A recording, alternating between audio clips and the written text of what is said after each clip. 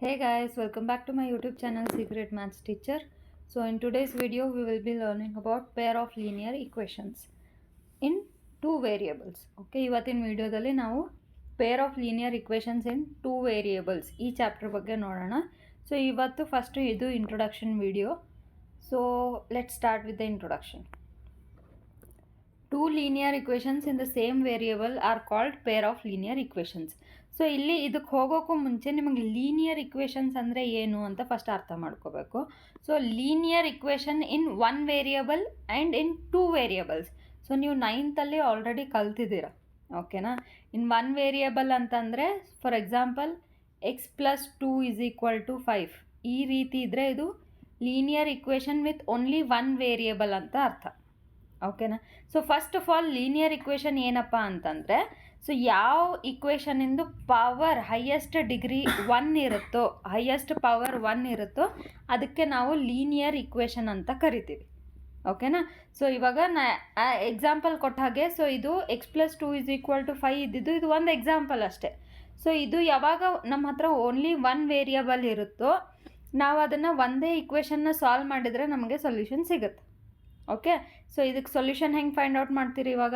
So 5 ಇದು 2ನ shift ಮಾಡಿದರೆ 5 - 2 that is X = 3 ಅಂತ ನಿಮಗೆ ಸೊಲ್ಯೂಷನ್ ಸಿಗುತ್ತೆ, ಹೌದಾ. ಸೊ ಈ ಚಾಪ್ಟರಲ್ಲಿ ನಿಮಗೆ equations with two variables, suppose say y, so x plus y = 5 ಅಂತ ಇದೆ ಅಂದ್ಕೊಳ್ಳಿ, ಓಕೆನಾ. ಸೊ ಇವಾಗ ಇಲ್ಲಿ ನಿಮಗೆ 2 ವೇರಿಯೇಬಲ್ಸ್ ಇದೆ. ಸೊ ಇದು ಒಂದೇ ಇಕ್ವೇಷನ್ನಿಂದ ನೀವು 2 ವೇರಿಯೇಬಲ್ ಫೈಂಡ್ ಔಟ್ ಮಾಡೋಕ್ಕಾಗುತ್ತಾ? ಇಲ್ಲ. ಸೊ ಇಲ್ಲಿ ನಿಮಗೆ ಅದಕ್ಕೆ ಏನು ಮಾಡ್ತಾರೆ, two linear equations with two variables. So ನಿಮಗೆ ಇಕ್ವೇಷನಲ್ಲಿ ಎಷ್ಟು ವೇರಿಯೇಬಲ್ಸ್ ಇರುತ್ತೆ ಅಷ್ಟು ಈಕ್ವೇಷನ್ಸ್ ಬೇಕಾಗುತ್ತೆ ನಿಮ್ಗೆ ಅವನ್ನ ಸಾಲ್ವ್ ಮಾಡೋದಕ್ಕೆ. ಅಂದರೆ ಫಾರ್ ಎಕ್ಸಾಂಪಲ್ ಇವಾಗ ಎಕ್ಸ್ ಮೈನಸ್ ವೈ = 1 ಅಂತ ಇತ್ತು ಅಂದ್ಕೊಳ್ಳಿ, ಓಕೆ. ಸೊ ಇಲ್ಲಿ ನಿಮಗೆ 2 ಇಕ್ವೇಷನ್ ಸಿಕ್ಕು. ಇವಾಗ ನೀವೇನು ಮಾಡ್ತೀರಾ, ಇದನ್ನು ಆ್ಯಡ್ ಅಥವಾ ಸಬ್ಟ್ರಾಕ್ಟ್ ಏನಾದರೂ ಮಾಡಿರಿ. ಇವಾಗ ಆ್ಯಡ್ ಮಾಡಿದರೆ ವೈ ಕ್ಯಾನ್ಸಲ್ ಆಗುತ್ತೆ. ಸೊ ಇಲ್ಲಿ 2x = 6, x = 6/2, ಸೊ 3 ಅಂತ ಸಿಗುತ್ತೆ, ಹೌದಾ. ಸೊ ಇವಾಗ ಎಕ್ಸ್ ವ್ಯಾಲ್ಯೂ ಸಿಕ್ಕಾಗ ಈ ಎಕ್ಸ್ ವ್ಯಾಲ್ಯೂ ಇಲ್ಲಿ ಯಾವುದಾದ್ರೂ ಒಂದು ಇಕ್ವೇಷನಿಗೆ ಸಬ್ಸ್ಟಿಟ್ಯೂಟ್ ಮಾಡಿದರೆ ಆಮೇಲೆ ನಮಗೆ ವೈ ವ್ಯಾಲ್ಯೂ ಸಿಗುತ್ತೆ, ಹೌದಾ. ಸೊ ಅದಕ್ಕೆ ನಮ್ಮ ಹತ್ರ ಎಷ್ಟು ವೇರಿಯೇಬಲ್ಸ್ ಇರುತ್ತೆ ಅಷ್ಟು ಈಕ್ವೇಷನ್ಸ್ ಬೇಕಾಗುತ್ತೆ. ಸೊ ಇವಾಗ two linear equations in the same two variables ಅಂದರೆ ಇವಾಗ ಒಂದು ಇಕ್ವೇಷನಲ್ಲಿ ಎಕ್ಸ್ ಆ್ಯಂಡ್ ವೈ ಇದ್ದು ಇನ್ನೊಂದು ಇಕ್ವೇಷನಲ್ಲಿ ಎ ಆ್ಯಂಡ್ ಬಿ ಇದ್ದರೆ ಅವು ಆಗಲ್ಲ. ಫಾರ್ ಎಕ್ಸಾಂಪಲ್ ಇಲ್ಲಿ ಎಕ್ಸ್ ಪ್ಲಸ್ ವೈ = 5 ಇದೆ, ಆಮೇಲೆ 2a + b = 2 ಇದೆ. ಸೊ ಈ ರೀತಿ ಇದ್ದರೆ ಇವು ಪೇರ್ ಆಫ್ ಲೀನಿಯರ್ ಇಕ್ವೇಷನ್ಸಾ? ಅಲ್ಲ. ಯಾಕೆ?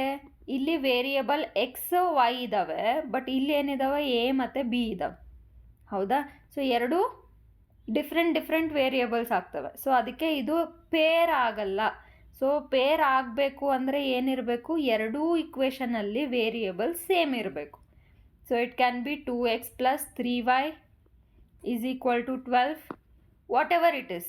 ಇಲ್ಲಿ ಕೋಯಿಫಿಷಿಯೆಂಟ್ಸ್ ಏನಾದರೂ ಬರ್ಬೋದು, ಓಕೆ. ಕಾನ್ಸ್ಟೆಂಟ್ಸ್ ಇವು ಚೇಂಜ್ ಆಗ್ತಾ ಇರ್ಬೋದು ಎರಡು ಇಕ್ವೇಷನಲ್ಲಿ, ಬಟ್ ವೇರಿಯೇಬಲ್ಸ್ ಮಾತ್ರ ಕಂಪಲ್ಸರಿ ಸೇಮ್ ಇರಬೇಕು. ಅಂದರೆ ಮಾತ್ರ ನಾವು ಅದನ್ನು ಪೇರ್ ಆಫ್ ಲೀನಿಯರ್ ಇಕ್ವೇಷನ್ಸ್ ಅಂತ ಕರಿತೀವಿ. ಐ ಹೋಪ್ ಇಲ್ಲಿವರೆಗೂ ನಿಮಗೆ ಫಸ್ಟ್ ಸೆಂಟೆನ್ಸ್ ಅರ್ಥ ಆಗಿದೆ ಅನ್ಕೋತೀನಿ. ಸೊ ದ ಜನರಲ್ ಫಾರ್ಮ್ ಇದನ್ನು ಹೇಗೆ ಬರಿತೀವಿ ನಾವು ಅಂತಂದರೆ, ಇಕ್ವೇಷನ್ಸ್ a1x + b1y = c1 ಅಥವಾ +c1 = 0. ಇದು ಜನರಲ್ ಫಾರ್ಮ್.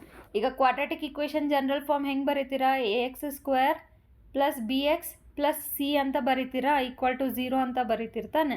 ಸೊ ಅದೇ ರೀತಿ ಇವಾಗ ಪೇರ್ ಆಫ್ ಲೀನಿಯರ್ ಇಕ್ವೇಷನ್ಸ್ನ ನೀವು ಹೇಗೆ ಬರಿಬೋದು ಜನರಲ್ ಫಾರ್ಮಲ್ಲಿ, a1x + b1y + c1 = 0 and then a2x + b2y + c2 = 0, ಓಕೆನಾ. ಸೊ ಇಲ್ಲಿ a1 a2 ಇವು ಏನು coefficients of x, b1 b2 are coefficients of y, c1 c2 are the constants, okay. So ಅಂದರೆ a1 A2, B1, B2, C1, C2 ಇವೆಲ್ಲ numbers ಆಗಿರ್ತವೆ. Okay, they will be the numbers are constants. Okay, so this is the general form to represent the pair of linear equations. Okay, so ಇದಾಯ್ತು. ಇವಾಗ second point, ಇವಾಗ ಈ linear ಇಕ್ವೇಷನ್ಸ್ನ solve ಮಾಡೋದಕ್ಕೆ ನಮ್ಮ ಹತ್ರ ಎರಡು ಮೆಥಡ್ ಇದೆ. Okay, a pair of linear equation in two variable can be represented and solved by. So ಯಾವ್ಯಾವ ಮೆಥಡು? ಒಂದು ಗ್ರಾಫಿಕಲ್ ಮೆಥಡು, ಇನ್ನೊಂದು algebraic method. So graphical method ಅಂದರೆ ಗ್ರಾಫ್ ಹಾಕಬೇಕು, ಒಂದು ಲೀನಿಯರ್ ಲೈನ್ ಹಿಂಗೆ ಬರುತ್ತೆ, ಇನ್ನೊಂದು ಲೀನಿಯರ್ ಲೈನ್ ಹಿಂಗೆ ಬರುತ್ತೆ ಅಂದ್ಕೊಳ್ಳಿ. ಸೊ ಈ ಮೀಟಿಂಗ್ ಪಾಯಿಂಟ್ನ ಎಕ್ಸ್ ವ್ಯಾಲ್ಯೂ ಮತ್ತು ವೈ ವ್ಯಾಲ್ಯೂ ಅಂತ ನಾವು ಕನ್ಸಿಡರ್ ಮಾಡಿ ಈ point will be the solution. ಓಕೆನಾ? ಸೊ ಇದು ಏನಾಯಿತು? ಗ್ರಾಫಿಕಲ್ ಮೆಥಡ್ ಆಯಿತು. ಸೊ ಗ್ರಾಫಿಕಲ್ ಮೆಥಡಲ್ಲಿ ಏನು ಮಾಡ್ತೀವಿ? ಎರಡೂ ಇಕ್ವೇಷನ್ನ ನೀವು ಗ್ರಾಫ್ ಹಾಕೋದು ನಿಮಗೆ ಗೊತ್ತಿದೆ ಆಲ್ರೆಡಿ, ಹೌದಾ? ಲೀನಿಯರ್ ಇಕ್ವೇಷನಿನ ಗ್ರಾಫ್ ನೀವು ಲಾಸ್ಟ್ ಇಯರ್ ಹಾಕಿದ್ದೀರ 9th. ಸೊ ಅದೇ ರೀತಿ ಸೇಮ್ ಇವಾಗ for example x plus y is equal to 3 ಇದ್ದಾಗ, ಸೊ ನೀವು ಯಾವುದಾದ್ರೂ ಒಂದು ವ್ಯಾಲ್ಯೂ ಶಿಫ್ಟ್ ಮಾಡಿ ಬಾಕ್ಸ್ ಹಾಕ್ತೀರಾ, ಹೌದಾ? ಸೊ ಎಕ್ಸ್ ವ್ಯಾಲ್ಯೂಸ್ನ ಅಸ್ಯೂಮ್ ಮಾಡ್ತೀರಾ 0, 1, 2 ಅಂತ. So y value find out ಮಾಡಿ ಒಂದು ಲೈನ್, ಒಂದು ಗ್ರಾಫಿಕಲ್ ಲೈನ್ ಹಿಂಗೆ ಬರುತ್ತೆ ಅಂದ್ಕೊಳ್ಳಿ. ಸೊ ಇನ್ನೊಂದು ಇಕ್ವೇಷನ್ ಸಾಲ್ವ್ ಮಾಡಿದಾಗ ಸಪೋಸ್ ಹಿಂಗೆ ಬರುತ್ತೆ ಅಂದ್ಕೊಳ್ಳಿ. ಸೊ ಇವಾಗ ಏನಾಗುತ್ತೆ? ಈ ಮೀಟಿಂಗ್ ಪಾಯಿಂಟ್ನ ಸೊಲ್ಯೂಷನ್ ಅಂತ ಕನ್ಸಿಡರ್ ಮಾಡ್ತೀವಿ, ಹೌದಾ? ಸೊ ಆ ರೀತಿ ಒಂದು ನೀವು ಗ್ರಾಫಿಕಲ್ ಮೆಥಡಲ್ಲಿ ರೆಪ್ರೆಸೆಂಟ್ ಮಾಡಿ ಸಾಲ್ವ್ ಮಾಡ್ಬೋದು. ಇನ್ನೊಂದು ಆಲ್ಜಿಬ್ರಾಯಿಕ್ ಮೆಥಡ್. ಆಲ್ಜಿಬ್ರಾಯಿಕ್ ಮೆಥಡ್ ಅಂದರೆ ಏನು? ನಾರ್ಮಲ್ ಆಗಿ ಇವಾಗ ನಾನು ತೋರಿಸಿದ್ನಲ್ಲ, so 2x plus 3y is equal to 5, then x minus or x plus 2y is equal to 6. ಈ ರೀತಿ ಏನಾದರೂ ಇತ್ತು ಅಂದ್ಕೊಳ್ಳಿ. ಸೊ ಇವಾಗ ನಾವು ಏನು ಮಾಡ್ತೀವಿ? ಇಲ್ಲಿ ವೇರಿಯೇಬಲ್ಸ್ನ ಇಕ್ವೇಟ್ ಮಾಡ್ತೀವಿ. ಸೊ ಇವಾಗ ಎಕ್ಸ್ ಜೊತೆ ಇರೋ ನಂಬರ್ಸ್ನ ಸೇಮ್ ಮಾಡಬೇಕು ಕ್ಯಾನ್ಸಲ್ ಮಾಡೋದಕ್ಕೆ, ಅಥವಾ ವೈನ ನಂಬರ್ಸ್ನ ಸೇಮ್ ಮಾಡಬೇಕು. ಫಾರ್ ಎಕ್ಸಾಂಪಲ್ ಈಗ ನಾನು ಇದನ್ನು ಈ ಇಕ್ವೇಷನ್ನ ಮಲ್ಟಿಪ್ಲೈ ಬೈ 2 ಮಾಡಿದರೆ ಎಲ್ಲೇನಾಗುತ್ತೆ? 2x 4y 12 ಆಗುತ್ತೆ, ಹೌದಾ? ಪೂರ್ತಿ ಇಕ್ವೇಷನ್ನ ಮಲ್ಟಿಪ್ಲೈ ಮಾಡ್ತೀನಿ. ಸೊ ಇಲ್ಲಿ ಕನ್ಫ್ಯೂಸ್ ಆಗಬೇಡಿ, ಪ್ರಾಬ್ಲಮ್ ಸಾಲ್ವ್ ಮಾಡಬೇಕಾದ್ರೆ ನೀಟಾಗಿ ಇನ್ನೊಂದು ಸಲ ನಾನು ಎಕ್ಸ್ಪ್ಲೇನ್ ಮಾಡ್ತೀನಿ, ಓಕೆನಾ? ಸೊ ಇಲ್ಲಿ ನಾವು ಸಬ್ಟ್ರಾಕ್ಷನ್ ಸ್ಟಾರ್ಟ್ ಮಾಡಿದರೆ ಇವೆರಡು ಕ್ಯಾನ್ಸಲ್ ಆಗಿ ವೈ ವ್ಯಾಲ್ಯೂ ಸಿಗುತ್ತೆ. ಆ ವೈ ವ್ಯಾಲ್ಯೂನ ನಾವು ಮತ್ತೆ ಇಕ್ವೇಷನಿಗೆ ಸಬ್ಸ್ಟಿಟ್ಯೂಟ್ ಮಾಡಿದರೆ ಎಕ್ಸ್ ವ್ಯಾಲ್ಯೂ ಸಿಗುತ್ತೆ. ಸೊ ಇದನ್ನು ಡೀಟೇಲಾಗಿ ಇನ್ನೊಂದು ಸಲ ಈಗ ನೆಕ್ಸ್ಟ್ ಸ್ಲೈಡಿಂದ ನೋಡೋಣ, ಓಕೆನಾ? ಸೊ ಎರಡು ಮೆಥಡ್ ಇದೆ, ಯಾವ್ಯಾವುದು? ಗ್ರಾಫಿಕಲ್ ಮೆಥಡ್ ಮತ್ತು ಆಲ್ಜಿಬ್ರಾಯಿಕ್ ಮೆಥಡ್. ಸೊ ಗ್ರಾಫಿಕಲ್ ಮೆಥಡಲ್ಲಿ graph of a pair of linear equations in 2 variable is represented in 2 lines. So as I said, ಒಂದು ಗ್ರಾಫ್ ಹಾಕಿದಾಗ ನಿಮಗೆ ಎರಡು ಡಿಫ್ರೆಂಟ್ ಈಕ್ವೇಷನ್ ಇರೋ ಲೈನ್ಗಳು ಸಿಗಬಹುದು. ಸೊ ಆ ಲೈನ್ನ ಮೀಟಿಂಗ್ ಪಾಯಿಂಟ್, ಅವು ಎರಡೂ ಲೈನ್ ಯಾವ ಪಾಯಿಂಟಿಗೆ ಮೀಟ್ ಆಗ್ತಾವೋ ಸೊ ಆ ಪಾಯಿಂಟನ್ನು ನಾವು ಸೊಲ್ಯೂಷನ್ ಅಂತ ಕನ್ಸಿಡರ್ ಮಾಡ್ತೀವಿ, ಓಕೆ? ಸೊ ಇಲ್ಲಿ ಇದರಲ್ಲಿ 3 ಕಂಡೀಷನ್ಸ್ ಬರುತ್ತೆ ನಮಗೆ. ಒಂದು ನಾನು ಕೊಡ್ತಿರೋ ಎಕ್ಸಾಂಪಲ್ ಪ್ರಕಾರ ದ ಲೈನ್ ಆರ್ ಇಂಟರ್ಸೆಕ್ಟಿಂಗ್, ಅಂದರೆ ಒಂದಕ್ಕೊಂದು ಮೀಟ್ ಆಗ್ತಾ ಇದೆ ಒಂದು ಪಾಯಿಂಟ್ ಬಂದರೆ, ಓಕೆ? ಸೊ ಅಂದರೆ ಈ ಪಾಯಿಂಟಲ್ಲಿ ಎರಡು ಇಂಟರ್ಸೆಕ್ಟ್ ಆಗ್ತಾ ಇದ್ದಾವೆ ಲೈನ್ಸ್, ಅಂದರೆ ಎರಡು ಒಂದ್ರ ಮೇಲೆ ಒಂದು ಹೋಗ್ತಾ ಇದ್ದಾವೆ. ಸೊ ಈ ರೀತಿ ಇದ್ದಾಗ ಇಲ್ಲಿ ಒಂದೇ ಒಂದು ಸೊಲ್ಯೂಷನ್ ಸಿಗುತ್ತೆ ನಮಗೆ. ಯಾವ ಪಾಯಿಂಟಿಗೆ ಮೀಟ್ ಆಗ್ತಾವೋ ಎರಡು lines, that will be our solution, okay? So ಇದು ಫಸ್ಟ್ ಕಂಡೀಷನ್. ಸೆಕೆಂಡ್ ಕಂಡೀಷನ್ ಏನಪ್ಪ ಅಂತಂದರೆ, ಸಪೋಸ್ ಈಗ ಫಸ್ಟ್ ಕಂಡೀಷನಲ್ಲಿ ಒಂದು ಸೊಲ್ಯೂಷನ್ ಇರುತ್ತೆ, ಓಕೆ. ಸೆಕೆಂಡ್ ಕಂಡೀಷನಲ್ಲಿ ಏನಾಗುತ್ತೆ? ಈಗ ಸಪೋಸ್ ಇದು ಒಂದು ಲೈನು, ಇನ್ನೊಂದು ಲೈನು ಇದ್ರ ಮೇಲೆ ಕೋಯಿನ್ಸೈಡ್ ಆಯಿತು ಅಂದರೆ, ಈಗ ಇವು ಎರಡೂ ಪಾಯಿಂಟ್ ಎಲ್ಲಿ ಮೀಟ್ ಆಗಬೇಕು ಅದೇ ನಮ್ಮ ಸೊಲ್ಯೂಷನ್ ಅಂತ ನಾವು ಕನ್ಸಿಡರ್ ಮಾಡ್ತೀವಿ. ಸೊ ಈಗ ಎರಡೂ ಲೈನ್ ಒಂದ್ರ ಮೇಲೆ ಒಂದಿದ್ರೆ each point will meet the other point of the line, ಹೌದಾ? ಈಗ ಒಂದು ಲೈನಿನ ಪ್ರತಿಯೊಂದು ಪಾಯಿಂಟು ಇನ್ನೊಂದು ಲೈನಿನ ಪ್ರತಿಯೊಂದು ಪಾಯಿಂಟನ್ನು ಮೀಟ್ ಆಗ್ತಾ ಇದೆ. ಸೊ ಅಂದರೆ ಇಲ್ಲಿ ಎಷ್ಟು ಸೊಲ್ಯೂಷನ್ ಸಿಗ್ತವೆ ನಮಗೆ? ಇನ್ಫೈನೈಟ್ ನಂಬರ್ ಆಫ್ ಸೊಲ್ಯೂಷನ್ ಸಿಗ್ತವೆ, ಓಕೆನಾ? ಬಿಕಾಸ್ ಒಂದು ಪಾಯಿಂಟ್ ಇನ್ನೊಂದು ಪಾಯಿಂಟ್ನ ಮೀಟ್ ಆಗೋದನ್ನು ಸೊಲ್ಯೂಷನ್ ಅಂತ ಕರೆದ್ರೆ ಈಗ ಎರಡೂ ಲೈನು ಕೋಯಿನ್ಸೈಡ್ ಆಗಿದ್ದಾವೆ, ಹೌದಾ? ಸೊ ಈಗ ಕೋಇನ್ಸೈಡ್ ಅಂತಂದರೆ ಈಗ ನೋಡಿ, ಈಗ ಇಲ್ಲಿ 2 ಲೈನ್ ಇದ್ದಾವೆ ಇದರಲ್ಲಿ, ಒಂದು ರೆಡ್ಡು ಒಂದು ಬ್ಲೂ.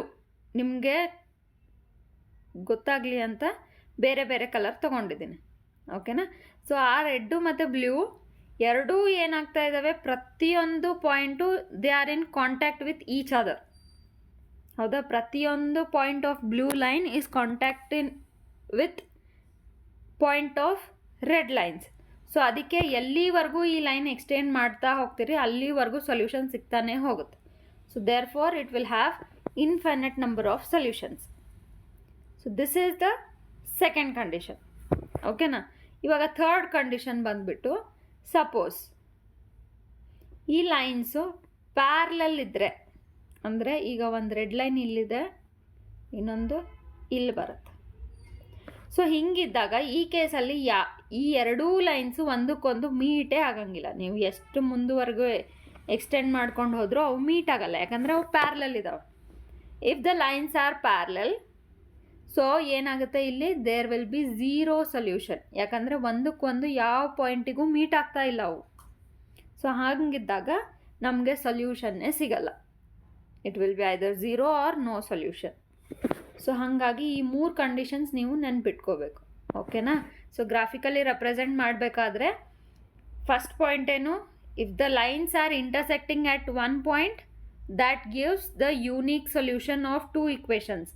ಯೂನಿಕ್ ಅಂದರೆ ಏನು, only one solution, okay. That means if the lines are intersecting with each other, okay. So ಇಲ್ಲಿ ಒಂದೇ ಒಂದು ಸೊಲ್ಯೂಷನ್ ಇರುತ್ತೆ. ಸೆಕೆಂಡ್ ಪಾಯಿಂಟ್ ಏನು, the lines are coinciding with each other. ಒಂದ್ರ ಮೇಲೆ ಒಂದು ಕೋಇನ್ಸೈಡ್ ಆಗ್ತಾ ಇದ್ದರೆ so infinitely many number of solution ಸಿಗುತ್ತೆ ನಿಮಗೆ. So infinite number of solutions, that is if the lines coincide then there are infinitely many solutions, each point on the line being a solution. ಅಂದರೆ ಪ್ರತಿಯೊಂದು point line ಮೇಲಿರೋದು ಅದು ಸೊಲ್ಯೂಷನ್ನೇ ಆಗಿರುತ್ತೆ, ಓಕೆನಾ. In third case, if the lines are parallel then there will be no solution, then the pair of equations has no solution, okay. So ಇವಾಗ ಇಲ್ಲಿ 3 ಹೊಸ word ಅಥವಾ 2 ಹೊಸ ವರ್ಡ್ ಸಿಗ್ತಾ ಇದೆ ನಿಮಗೆ. ಪ್ರತಿಯೊಂದು ಪಾಯಿಂಟಲ್ಲಿ ಒಂದು ಏನೋ ಹೊಸ ವರ್ಡ್ ಇದೆ. ಏನದು, in this case the pair of equation is consistent and non consistent, okay. So there is a word called consistent. ಇಲ್ಲೂ ಕನ್ಸಿಸ್ಟೆಂಟ್, ಬಟ್ ಇಲ್ಲಿ inconsistent or non consistent. Inconsistent,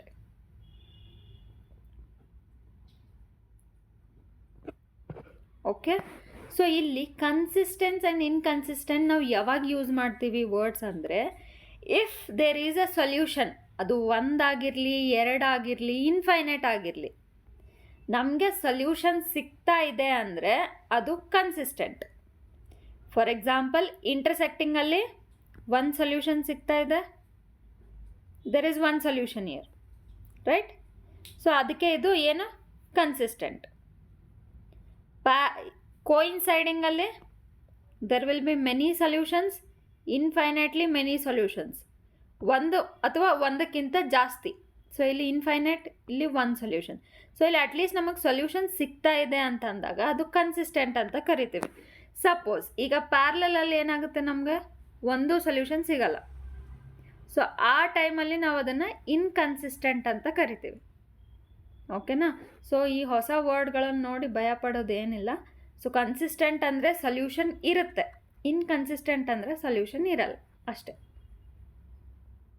I hope ಇದು ನಿಮಗೆ ಇಷ್ಟು ಅರ್ಥ ಆಗಿದೆ ಅನ್ಕೋತೀನಿ, ಗ್ರಾಫಿಕಲ್ ಮೆಥಡು. ಈಗ next algebraic method. So ಇಲ್ಲಿ ಆಲ್ಜಿಬ್ರಾಯಿಕ್ ಮೆಥಡಲ್ಲಿ ಮತ್ತೆ 3 ಟೈಪ್ಸ್ ಇದೆ.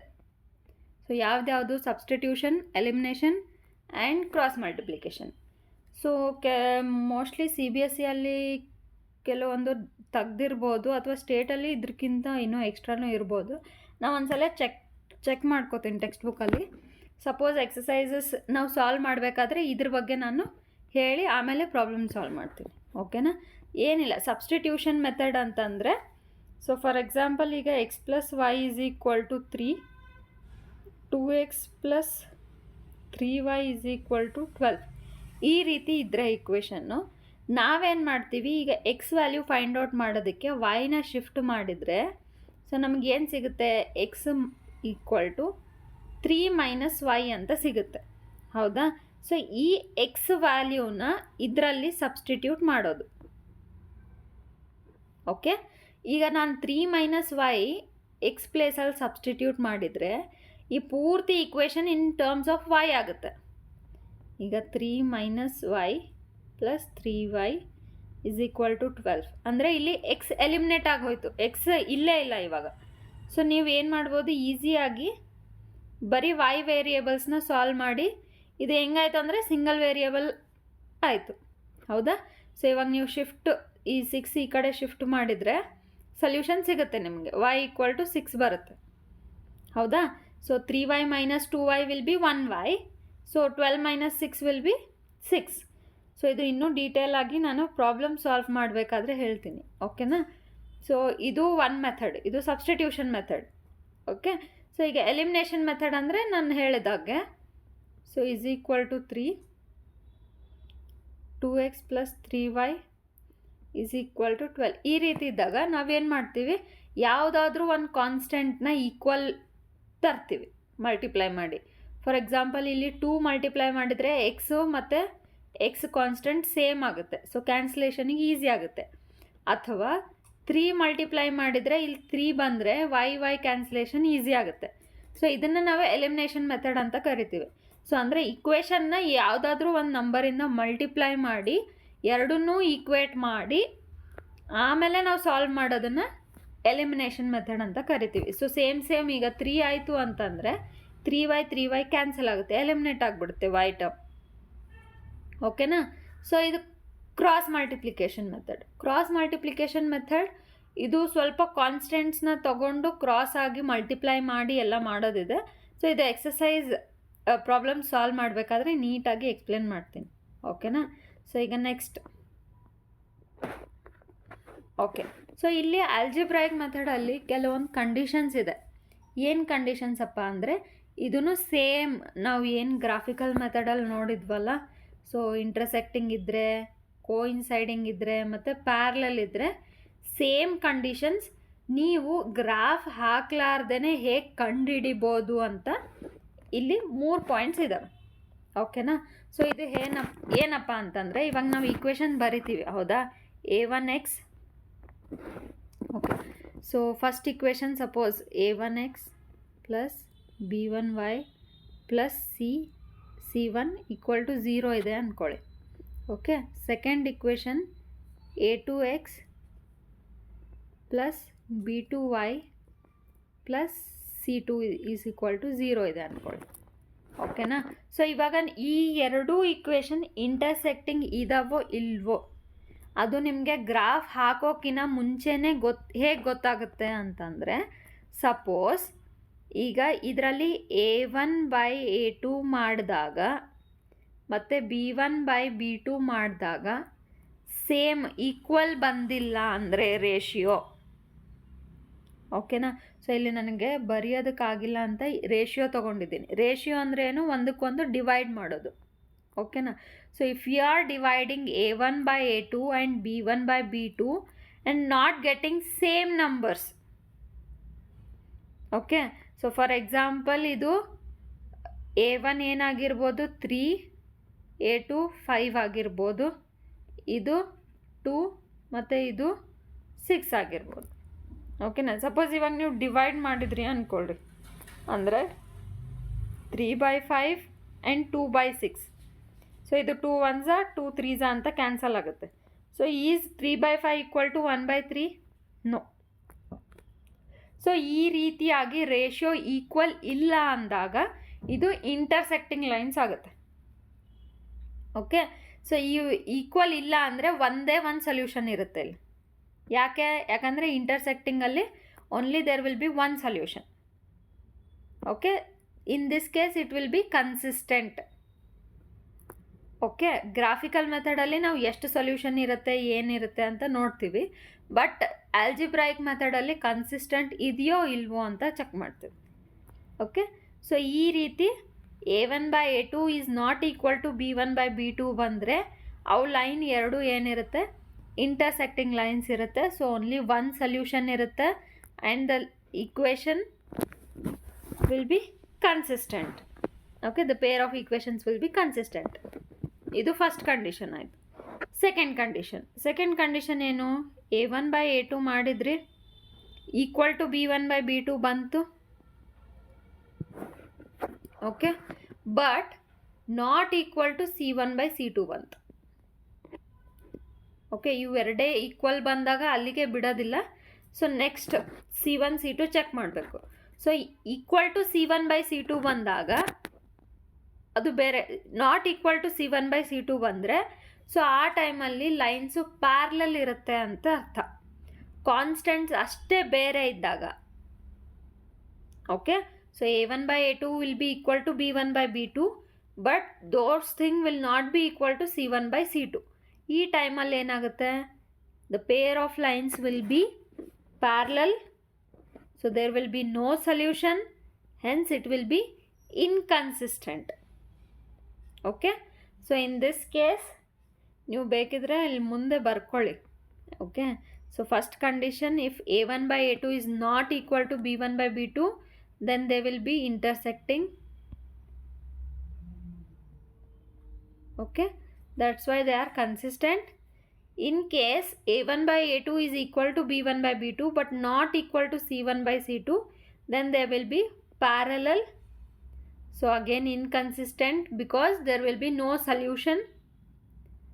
Third case, everything will be equal. A1/A2 will be equal to B1/B2. That will be equal to C1/C2.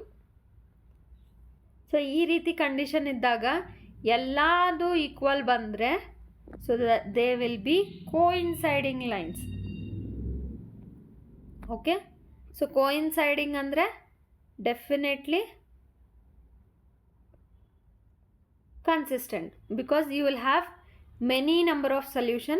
So each line will be dependent on other. So that is why we call it dependent and consistent. So each line, it depends. Both x and y values will be continuously same, but it depends on each other. First line ಮೇಲೆ second line depend ಆಗಿರುತ್ತೆ, ಒಂದು line ಮೇಲೆ ಇನ್ನೊಂದು line dependent ಇರುತ್ತೆ. ಓಕೆನಾ, so ಇದು third condition. So dependent and consistent. So I hope ಇಲ್ಲಿವರೆಗೂ ನಿಮಗೆ ಎಲ್ಲ ಅರ್ಥ ಆಗಿದೆ ಅನ್ಕೋತೀನಿ. ಸೊ ಏನಾದರೂ ಡೌಟ್ ಇದ್ದರೆ ಕಾಮೆಂಟ್ ಸೆಕ್ಷನಲ್ಲಿ ತಿಳಿಸಿ. ನೆಕ್ಸ್ಟ್ ವಿಡಿಯೋದಲ್ಲಿ ನಾನು ಕ್ಲಿಯರ್ ಮಾಡೋದಕ್ಕೆ ಟ್ರೈ ಮಾಡ್ತೀನಿ. ನೆಕ್ಸ್ಟ್ ಎಕ್ಸಸೈಸ್ ನಾನು ಸ್ಟಾರ್ಟ್ ಮಾಡ್ತೀನಿ, ನೆಕ್ಸ್ಟ್ ವಿಡಿಯೋದಲ್ಲಿ ಎಕ್ಸಸೈಸ್ ಸ್ಟಾರ್ಟ್ ಮಾಡ್ತೀನಿ. ಸೊ ಅವಾಗ ಇನ್ನೂ ಕ್ಲಿಯರಾಗಿ ನಿಮಗೆ ಕಂಡೀಷನ್ಸ್ ಬಗ್ಗೆ ಆಗಲಿ ಅಥವಾ ಮೆಥಡ್ಸ್, ಸಾಲ್ವಿಂಗ್ ಮೆಥಡ್ಸ್ ಬಗ್ಗೆ ಆಗಲಿ ನಿಮಗೆ ಡೌಟ್ ಎಲ್ಲ ಇದ್ದಿದ್ದು ಕ್ಲಿಯರ್ ಆಗುತ್ತೆ. ಸೊ ಅಕಸ್ಮಾತ್ ಏನಾದರೂ ಅರ್ಥ ಆಗಿಲ್ಲ ಅಂದರೆ ಕಾಮೆಂಟ್ ಸೆಕ್ಷನಲ್ಲಿ ತಿಳಿಸಿ. ಓಕೆನಾ, ಸೊ ನಿಮಗೆ ಈ ವಿಡಿಯೋ ಅರ್ಥ ಆಗಿದ್ದರೆ ಪ್ಲೀಸ್ ಲೈಕ್ ಮಾಡಿ ಮತ್ತು ಆದಷ್ಟು ನಿಮ್ಮ ಫ್ರೆಂಡ್ಸ್ ಮತ್ತು ಫ್ಯಾಮಿಲಿ ಜೊತೆ ಶೇರ್ ಮಾಡಿ. ಯಾರು 10th ಓದ್ತಾ ಇದ್ದಾರೆ ಅವ್ರ ಜೊತೆ, ಸೊ ಅವ್ರಿಗೆ ಹೆಲ್ಪ್ ಮಾಡಿ. ಮತ್ತು ಚಾನಲ್ನ ಸಬ್ಸ್ಕ್ರೈಬ್ ಮಾಡೋದನ್ನು ಮರಿಬೇಡಿ. Thank you.